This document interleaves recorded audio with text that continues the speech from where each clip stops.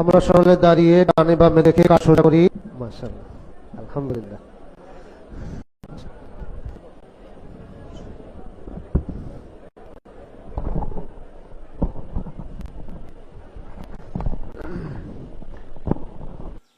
পবিত্র ঈদুল আজহার নামাজের জামাত আদায়ের লক্ষ্যে আগত মুসল্লিয়ান ইকরাম, যে মহান রব্বে করিম এই বৈরী আবহাওয়ার মধ্যেও আমাদেরকে এই পর্যন্ত ঈদগার ময়দানে উপস্থিত হওয়ার সুযোগ করে দিয়েছেন, শুকরিয়াতান সকলে পড়ি আলহামদুলিল্লাহ। লাখ কোটি দরুদ ও সালাম ওই নবীর নূরানি কদম মুবারকে, যিনি হায়াতুন নবী, নূর নবী, গায়েবের খবর দেনেওয়ালা হুজুরপুর নূর সাল্লাল্লাহু আলাইহি ওয়াসাল্লাম, যার উম্মত আমরা হয়েছি। শুকরিয়াতান পড়ুন আলহামদুলিল্লাহ। আজ পবিত্র ঈদুল আজহা, বছর ঘুরে এটি গুরুত্বপূর্ণ দিন আমাদের মধ্যে উপস্থিত হয়। রাসূল করিম সাল্লাল্লাহু আলাইহি ওয়াসাল্লামকে প্রশ্ন করা হয়েছে, ইয়া রাসূলুল্লাহ, কুরবানি কি? রাসূল করিম সাল্লাল্লাহু আলাইহি ওয়াসাল্লাম বলেছেন, কুরবানি হলো ইব্রাহিম আলাইহিস সালামের সুন্নাত। যে ব্যক্তি কুরবানি করবে, কোরবানির পশুর গায়ে যতটা পশম থাকবে সেই পরিমাণ নেকি আল্লাহ পাক কুরবানি দাতাকে দান করবেন। শুধুমাত্র তাই নয়, এই কোরবানির পশুগুলো হাসরের ময়দানে পুলসিরাত পার হওয়ার বাহন হবে এবং তোমরা সুন্দর দেখে কোরবানির পশু ক্রয় করবে এবং আল্লাহর সন্তুষ্টির জন্য কোরবানি করবে।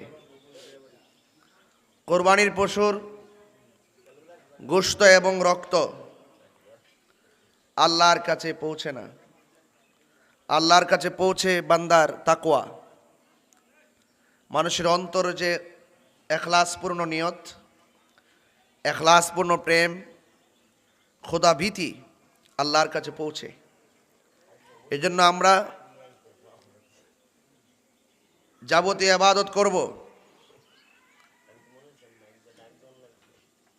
একমাত্র আল্লাহ পাকের সন্তুষ্টির জন্য।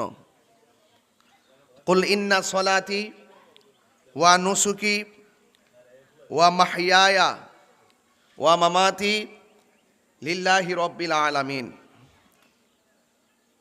আল্লাহ বলছেন, হে বন্ধু, আপনি বলে দিন,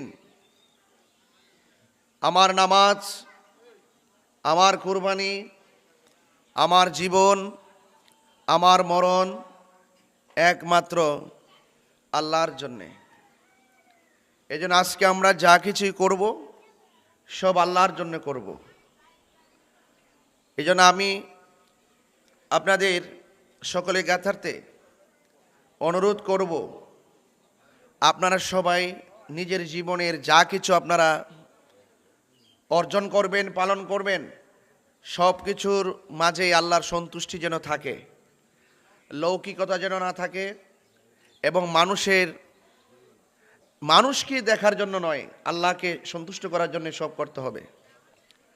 আপনারা জানেন, বিগত একটি সপ্তাহ কিন্তু খুব বৃষ্টির মধ্যে আমরা ছিলাম। গতকালও আমরা বিকেলে যখন কমিটির বৃন্দদের সাথে আলোচনা করি, তখন আমরা পর্যায়ক্রমে আলোচনা করেছিলাম, ম্যাপে কিন্তু বৃষ্টি দেখাচ্ছে মুষলধারে বৃষ্টি। তো যেই টাইমে মুষলধারে বৃষ্টি দেখিয়েছিল সেই টাইমে কিন্তু রৌদ্র উঠেছে। তাহলে গুগল ম্যাপ, আবহাওয়া বার্তারা কখনো কখনো ফেল করে, এটা আল্লাহ পাকের খেলা। এই বিষয়গুলো আমাদেরকে অনুধাবন করতে হবে, অনুভব করতে হবে। এই যে সুযোগটা করে দিয়েছেন, এই সুযোগটা কিন্তু কাজে লাগাতে হবে, নাইলে কিন্তু আমরা যদি শুকরিয়া আদায় না করি তাহলে আবার কিন্তু পরীক্ষায় পড়তে হবে। তো যুগে যুগে যত নবী রাসূলগণ ছিলেন, আল্লাহ পাক পরীক্ষা করেছেন। হ্যাঁ, এই পরীক্ষার দিনই কিন্তু আজকের দিন। আজকের দিনটা কিন্তু পরীক্ষার দিন। আমরা মুসলমান হয়েছি, ইব্রাহিম আলাইহিস সালাম আমাদের মুসলমানদের জাতির পিতা। এই ইব্রাহিম আলাইহিস সালামকে আল্লাহ পাক কিন্তু পরীক্ষা করেছেন। এই পরীক্ষার সৌন্দর্য এবং সবরের সৌন্দর্য, তাকওয়ার সৌন্দর্য কিন্তু বছরে বছরে ঘুরে এই দিনটা আমাদের মাঝে আসে। এই জন্য আপনাদের সকলকে অনুরোধ করব, আমরা যে 9 জিলহজ ফজরের টাইম থেকে 13 জিলহজ আসর পর্যন্ত আমরা যে তাকবীর পড়ি, এটা কি কোথায় থেকে পাইছি? এটা ওই যে এখান থেকে পাইছি। ফরজ নামাজের পরে পুরুষে জোরে জোরে পড়বে আল্লাহু আকবার, আল্লাহু আকবার, লা ইলাহা ইল্লাল্লাহু ওয়াল্লাহু আকবার, আল্লাহু আকবার, ওয়ালিল্লাহিল হামদ। এটা এই কুরবানি থেকে পাইছি। এজন্য প্রত্যেকটা পরীক্ষা আমাদের জন্য স্মৃতি। আপনাদের প্রত্যেকের চিন্তা চেতনা যেন সেই পরীক্ষায় শুধু অংশগ্রহণ করা না, পাশ করতে হবে। পরীক্ষায় অংশগ্রহণ করলে পাশ করা যায় না, পাশ করার জন্য যোগ্যতা অর্জন করতে হয়। এই জন্য আল্লাহ পাকের পক্ষ থেকে যে পরীক্ষা আসবে, এই পরীক্ষা আপনি গায়ের জোরে পাশ করতে পারবেন না। এখানে আপনাকে ধৈর্যের মাধ্যমে পাশ করতে হবে। কারণ ইব্রাহিম আলাইহিস সালাম পরীক্ষাটা ছিল ধৈর্য, ইসমাইল আলাইহিস সালামের পরীক্ষা ছিল ধৈর্য। ধৈর্য যদি না থাকতো তাহলে এই পরীক্ষায় পাশ করা যেত না। তো সেই জন্য আপনাদের সকলকে বলবো যে সকাল সকাল ঘুম থেকে উঠে গোসল করতে হবে, আবার দৌড়ায় সময় মতো ঈদগাহ আসতে হবে। আসতে গেলে কষ্ট হবে, এই কষ্টটা ধৈর্যের সাথে মোকাবেলা করতে হবে। এই জন্য আমরা বরাবরের মতো যেই সময় আমরা দেই, এই সময়গুলো কিন্তু আমরা খুব রক্ষা করতে পারি না শুধু আপনাদের উপস্থিতির কারণে। আমি যখন আসছি আইসা দেখছি মাত্র 2 জন, এরপরে তো মাইক ধরছি 7-8 মিনিট আগে, আপনারা এখনো পর্যন্ত এসে পৌঁছতে পারেন নাই। এখন যদি আমরা এই মুহূর্তে যদি আমরা 8টার সময় জামাত আদায় করি, শতকরা 70 না 85% মানুষ জামাত পাবে না। এখন এই যদি হয় অবস্থা, তাহলে আমাদের জন্য দুর্ভাগ্যজনক। আমরা কমিটমেন্টকে যেন গুরুত্ব দেই, দ্রুত চলে আসেন, নাইলে কিন্তু এক বছর এমন কাম করবো যাতে 2 কাতার নামাজ পড়ে সব জায়গা সব বাকি থাকে। কারণ ওয়াদার কিন্তু একটা দাম আছে।